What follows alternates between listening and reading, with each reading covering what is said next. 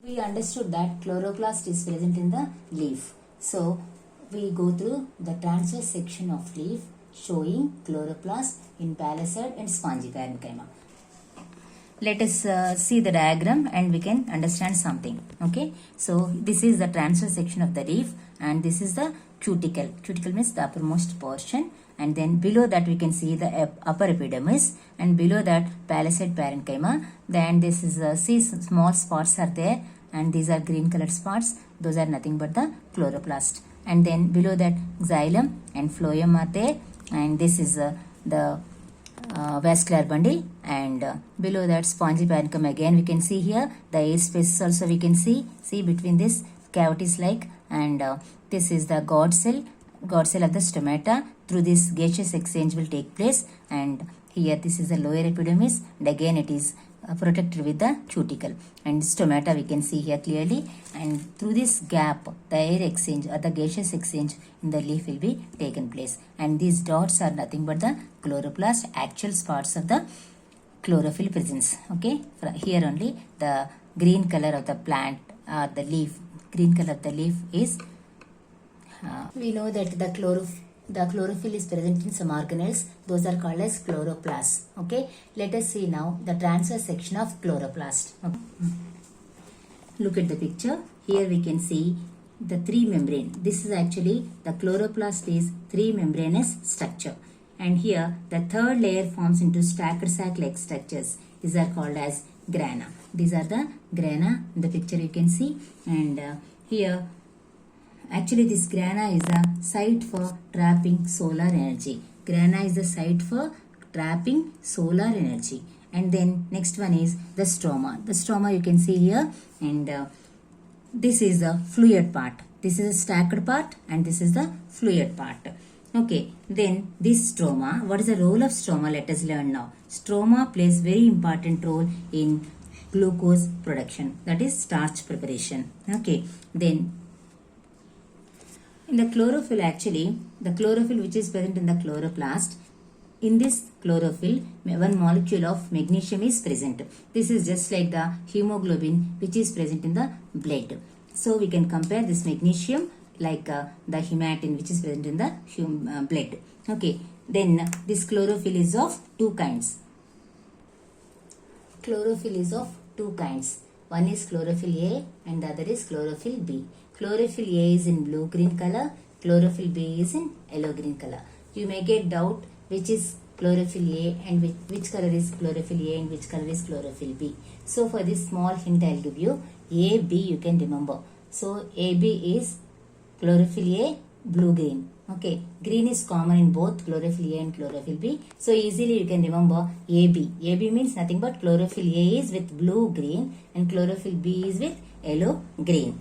Okay, these two, blue green, are chlorophyll A and chlorophyll B. Both are associated with thylakoid membranes. The thylakoid membranes, we can see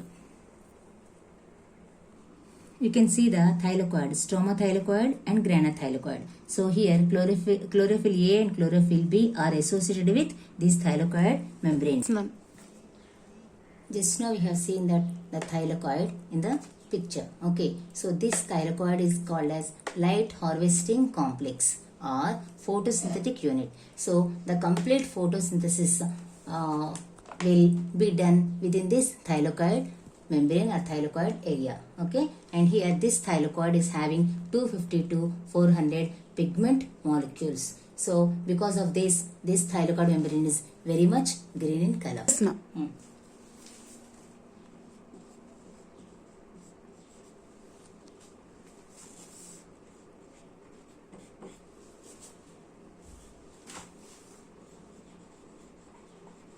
Now let us discuss the events occur in chloroplast. The first event is conversion of light energy into chemical energy, and the second event is splitting of water molecule, that we call as photolysis of water.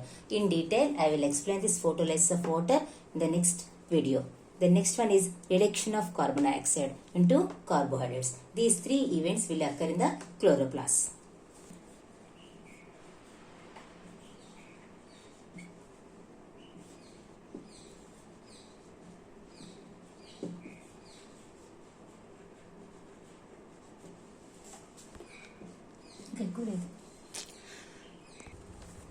In presence of light, energy is captured. Even in the absence of light also, the reactions will take place. You may think that light reaction means only in the presence of light, and light independent, that is dark reaction means in the absence of light. That is wrong actually. In presence of light, of course, some reaction light is captured, and some reactions will take place. Even in the absence of light, that activities will be continued, and that is called as dark reaction. But that doesn't mean that only in the dark that reaction will take place. In the evenings also dark reaction will take place, and here there will be a link between light dependent and light independent reaction. And this light dependent reaction will take place in grana, and light independent reaction will take place in stroma. That is in the chloroplast. Already I have shown you grana and stroma.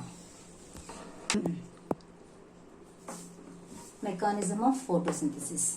Here already we discussed that light dependent and light independent. Light dependent is photochemical phase. Light dependent reaction which occurs in grana is also called as photochemical phase, and light independent reaction, that is called as biosynthetic phase. Okay, biosynthetic. So here light dependent means photo is nothing but the light, whereas in absence of light, that is biosynthetic phase. Okay, so this photochemical phase or light dependent phase, it takes in 3 steps. The first step, here in this first step what happens, the chlorophyll will be activated by absorbing photons. We know that chlorophyll is present in the leaves, and that will be activated because of the sunlight which is present in the nature during daytime. Because of that, this area will be activated. The chlorophyll will be activated during the first step. This is the first step. What is the first step? The chlorophyll will be activated because of the sunlight energy. Okay,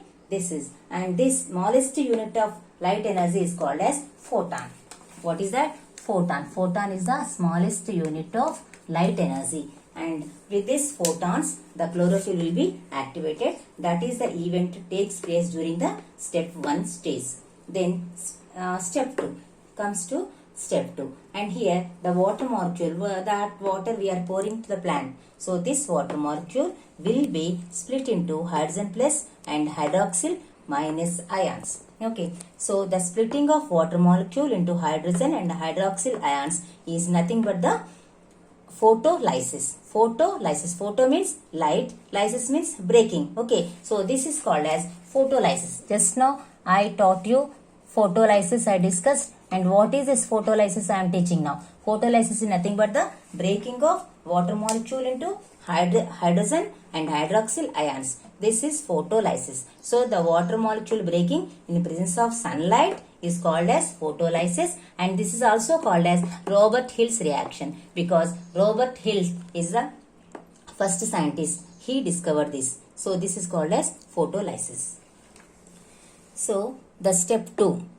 In step 2, the event is water molecule will be broken into hydrogen plus and hydroxyl minus ions. This is called as photolysis reaction. Photolysis. Photo means light, lysis means breaking. Breaking of water molecule in presence of light is called as photolysis, and this reaction is otherwise called as Robert Hill's reaction, because Robert Hill is the first scientist who discovered this photolysis reaction. So this event occurs during the second step. Now let us see the third step. What during this mechanism of photosynthesis, the third step let us discuss now.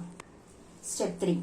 Here water molecule will be converted into hydrogen or split up into hydrogen plus hydroxyl ions, and this hydrogen and hydroxyl. Okay, so this hydrogen again undergoes series of changes in dark reaction, and it will be picked up by NADP plus H. NADP plus H. I will explain you what is NADP later. And here this hydrogen is released, and oxygen is also, hydroxyl ion is also released, and this will be formed into water, and this water will be consumed by the plant, whereas oxygen is released into the atmosphere. Now I will explain you what is this NADPH. NADP is full form when expand nicotine amide adenosine dinucleotide phosphate.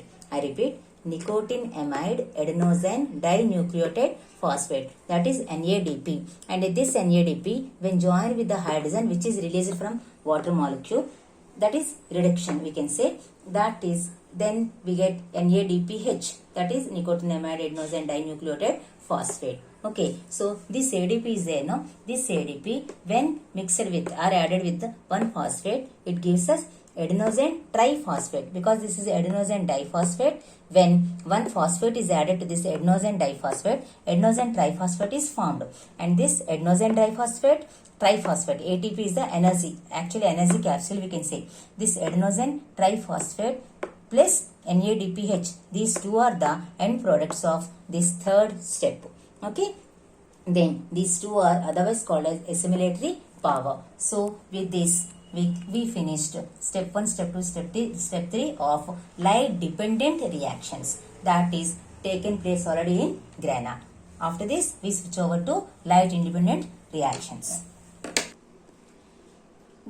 Just now we have finished that light dependent reaction. Now light independent reaction. Already I told you that light independent reaction doesn't mean that only in darkness it will be happen, but in the absence of light also the reactions takes place. That's why we call as light independent reaction. That doesn't mean, be sure that light is not necessary, but in absence of light is not necessary. Even that point is also you must note. Okay, so here this the final product of the previous activities we have seen that is NADPH, and here this H is there, no? This H will join with carbon dioxide in the presence of, with the help of ATP, adenosine triphosphate, and finally it gives rise to glucose, that is C6H12O6. Okay, from NADPH to C6H12O6. Between this number of steps will be going on with the help of enzymatic actions, and